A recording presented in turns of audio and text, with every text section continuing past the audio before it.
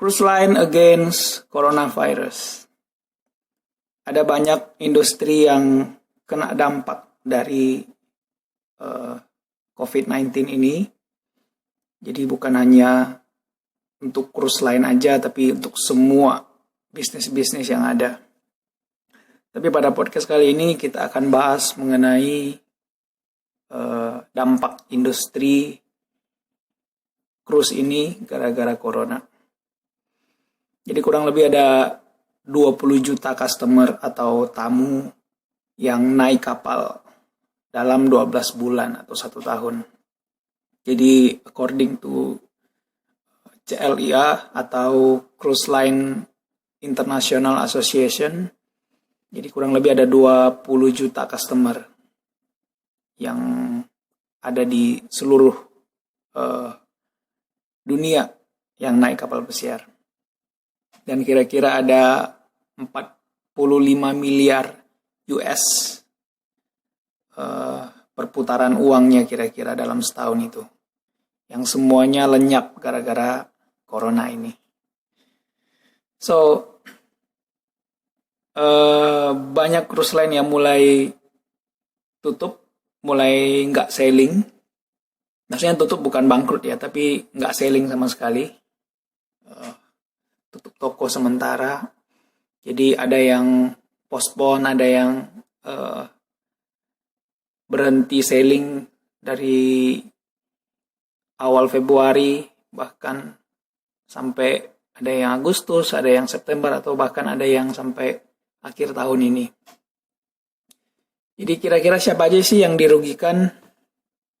Pasti semua stakeholder, shareholder, seperti ya para kru kapal, anak buah kapal, terus tenan-tenan yang menyewa di buka stand gitu ya, buka store gitu di atas kapal, terus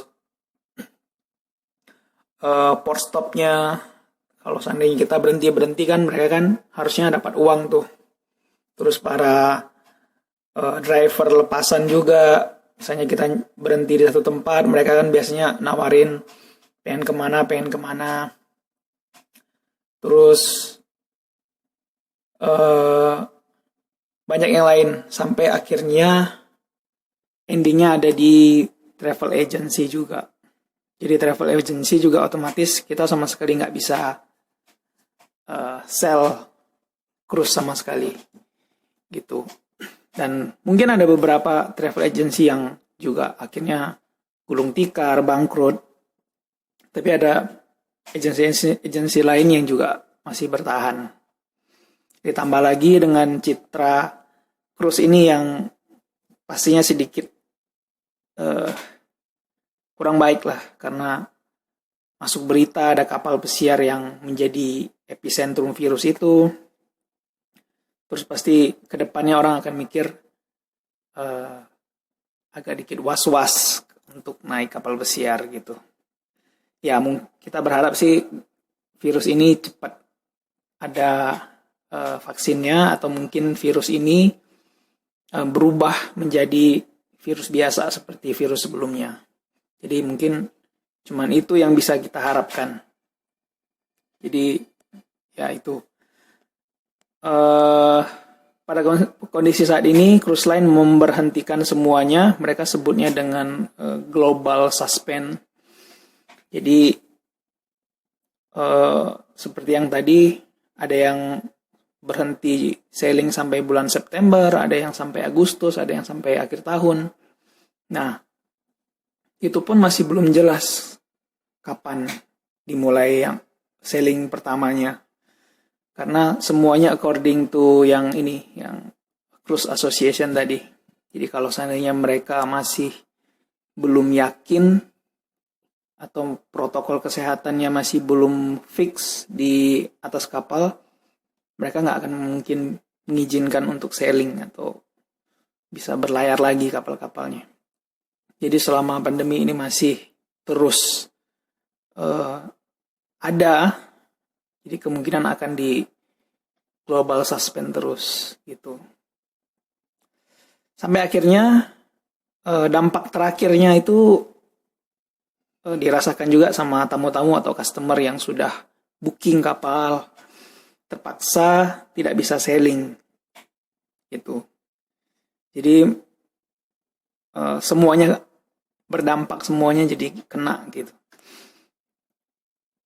Ada tamu-tamu yang mungkin ambil keputusan untuk tetap sailing dengan cara dijadiin kredit atau mereka sebutnya future cruise credit atau FCC. Tapi ada juga tamu-tamu yang mengambil keputusan untuk refund atau pengembalian dana. Jadi semua elemennya mulai kena dampaknya.